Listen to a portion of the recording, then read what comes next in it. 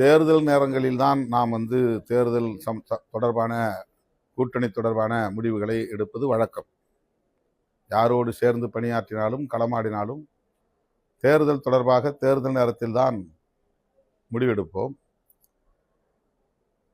கடந்த காலங்களில் நாங்கள் தொடர்ந்து திராவிட முன்னேற்ற கழகத்தின் தலைமையிலான மதசார்பற்ற முற்போக்கு கூட்டணியில் இடம்பெற்றோம். அது நீடிக்க வேண்டும், அது வலுப்பெற வேண்டும் என்பதற்காக தேர்தலுக்கு முந்தைய காலத்தில் என்னாலான அனைத்து முயற்சிகளையும் மேற்கொண்டேன், பங்களிப்பையும் செய்தேன். என்னை ஒரு துருப்புச்சீட்டாக பயன்படுத்தி திராவிட முன்னேற்ற கழகத்தின் தலைமையிலான மதசார்பற்ற முற்போக்கு கூட்டணியை சிதறடிப்பதற்கு பல முனைகளில் இருந்தும் பல தரப்பினர் பல்வேறு முயற்சிகளை, பகீரத முயற்சிகளை மேற்கொண்டார்கள். வணக்கம் நண்பர்களே. நான் திருமாவளவன் அண்ணனை பற்றி இதுவரைக்கும் விமர்சனம் செய்ததே இல்லை. ஏன்னா நான் அவர் மீது வைத்துள்ள மதிப்பு, மரியாதை, அவர் மீது வைத்துள்ள நம்பிக்கை, அதனால அவரை நான் எப்பயுமே விமர்சனம் செஞ்சதில்லை, இதுக்கு மேலேயும் விமர்சனம் செய்ய போறதில்ல. ஆனால் எனக்கு ஒரு சில கேள்விகள் அவர்கிட்ட இருக்கு, அதை மட்டும் நான் கேட்டுறேன். இன்னைக்கு அண்ணன் வன்னியரசு அண்ணன் ஒரு ட்வீட் போட்டிருக்காரு. அதனால தான் எனக்கு இந்த கேள்வியை வந்திருக்கு. விசிக ஒன்றும் யாருக்கும் எழுதி வைக்கப்பட்ட புத்தடிமை அல்ல. கூட்டணி கட்சிகளை வெறும் வாக்கு வங்கியாக சுரண்ட நினைத்த உங்களின் போலி சமூக நீதி அரசியலுக்கு விசிகாவின் இந்த அதிகார பகிர்வு ஒரு வரலாற்று பாடம் அப்படின்னு சொல்லிட்டு வன்னியரசு அண்ணன் அவருடைய ட்விட்டர் பதிவில் போட்டிருக்காரு.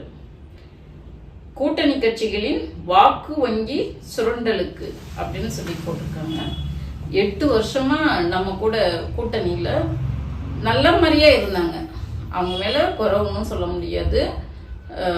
நம்ம தலைவருக்கு உறுதுணையாக இருந்தாங்க. நம்ம தலைவரும் திருமாவளவனை ரொம்ப மரியாதையா, அன்பா, தன் கூட பிறந்த சகோதரரை போல அரவணைச்சு நடந்தாரு. அவங்களும் அப்படிதான் இருந்தாங்க. போலி சமூக நீதி அப்படின்னு சொல்லியிருக்காரு. உங்களின் போலி சமூக நீதி அரசியலுக்கு விசிகாவின் இந்த அதிகார பகிர்வு ஒரு வரலாற்று பாடம் அப்படின்னு சொல்லியிருக்காரு. இந்த அதிகார பகிர்வை வச்சு போலி சமூக நீதினு இன்னைக்கு சொல்லிட்டாரு. திராவிட முன்னேற்ற கழகத்தோட கொள்கை என்பது மத்தியில் கூட்டாட்சி, மாநிலத்தில் சுயாட்சி, 50 முழக்கங்கள்ல இதுவும் ஒண்ணு எங்களுடைய கொள்கை.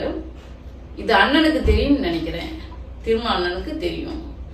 திருமாவளவனோட கொள்கை என்னன்னாக்க மத்தியிலும் கூட்டாட்சி, மாநிலத்திலும் கூட்டாட்சி, இது அவங்களோட கொள்கை. இந்த கொள்கை தெரிஞ்சே தான் இந்த 2 கட்சிக்குள்ள இருக்கிற கொள்கை முரண் இருக்கு என்று புரிஞ்சுதான் நம்ம கூட அவங்க கூட்டணி வச்சிருக்காங்க இல்லையா? அதனாலதான் நம்ம கிட்ட அவங்க இந்த அதிகார பகிர்வு பற்றி கேட்காம இருந்திருக்காங்க. ஏன்னா வெளியில பேசிட்டு இருந்தாங்க, எங்களுடைய கொள்கை இதுன்னு பேசிட்டு இருந்தாங்க. சரி, நம்ம அதுக்குள்ள போக வேண்டாம்.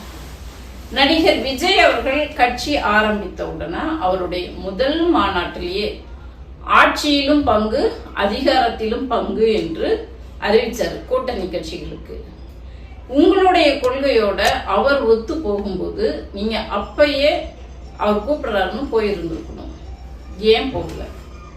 அப்போ அவர் கட்சி மீது அவர் வெற்றி பெறுவார் என்ற நம்பிக்கை இல்லை உங்களுக்கு. அதனால தானே போகாம இருந்தீங்க. சரி, போகல. அதுக்கு காரணம் என்ன சொன்னீங்க? இது RSS பெற்றெடுத்த குழந்தை அப்படின்னு சொன்னீங்க. எங்களுக்கு அதிகாரத்தை விட கொள்கை தான் முக்கியம் என்று சொன்னீங்க இல்லையா? அப்படிதானே சொன்னீங்க. ஆனா இப்போ எங்க போயிடுச்சு? அதிகாரத்தை விட கொள்கை தான் முக்கியம்னு அன்னைக்கு சொன்னீங்க. இப்போ திடீர்னு என்ன நடந்தது? எதுக்காக எங்களுக்கு அதிகாரம் தான் முக்கியம்ன்றீங்க? அப்போ உங்க கொள்கையை தூக்கி குப்பையில போட்டுட்டீங்களா? இப்போ நீங்க போயிட்டீங்க, போன உடனே போலி சமூக நீதி அப்படின்னு சொல்றீங்க. இதே வன்னியரசன் அவரு திராவிட முன்னேற்ற கழகத்தோட இந்த தாழ்த்தப்பட்ட மக்களுக்காக எத்தனை திட்டங்களை கொண்டுகிட்டு வந்திருக்கோம் அப்படின்னு சொல்லிட்டு அவரே பட்டியல் போட்டு டிபேட்ல பேசியிருக்காரு. ஷானவாஸ் அண்ணன் அவர் எவ்வளவு திட்டங்களை கொண்டுட்டு வந்திருக்கிறேன்னு அவரே பேசியிருக்காரு. இன்னைக்கு அப்போ சந்தர்ப்பவாதத்துக்காக போலி சமூக நீதி என்று சொல்வது எந்த விதத்துல நியாயமாக இருக்கும் யோசிச்சு பாருங்க. அப்புறம் IUML தலைவர் ஐயா காதர் மொய்தீன் அவர்கள் ஃபர்ஸ்ட் அவங்கள ஆதரவு கொடுக்க சொல்லி கேட்கும்போது அவர் ஸ்டாலின், முத்துவேல் கருணாநிதி ஸ்டாலின் சொன்னா நான் ஆதரவு கொடுக்குறேன்னாரு. சரி, அது அவருடைய நிலைப்பாடு. இப்போ நான் ஐயா கிட்ட ஒண்ணுதான் சொல்லிக்கிறேன். இந்த திருப்பரங்குன்றம் பிரச்சனையில தீபம் ஏத்த சொல்லி நீதிபதி உத்தரவிட்டும் எங்க தலைவர் ஏத்த முடியாதுன்னு ஒரே பிடிவாதமா நின்னாரு. யாருக்காக? அதை மட்டும் இஸ்லாமிய நண்பர்கள் நினைச்சு பார்த்தா சரி, யாருக்காக நின்னாரு? அதனால எங்களுடைய கட்சி, எங்களுடைய திராவிட மாடல் அரசு எவ்வளவு இந்த ஆணவ சக்திகளோடு மதவாத சக்திகளால எவ்வளவு பிரச்சனைகளை நாங்க எதிர்கொண்டோம். அதனாலேயே தோற்கடிக்கப்பட்டோம்.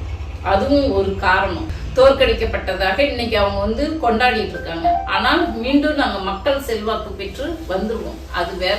ஆனால் இன்னைக்கு அந்த அமைச்சரவையில் பங்கேற்கணும் என்பதற்காகவே இப்படி கொள்கையை தூக்கி ஓரம் கட்டிட்டு அதிகாரத்துக்கு முன்னுரிமை கொடுத்தது முறையா, நியாயமா?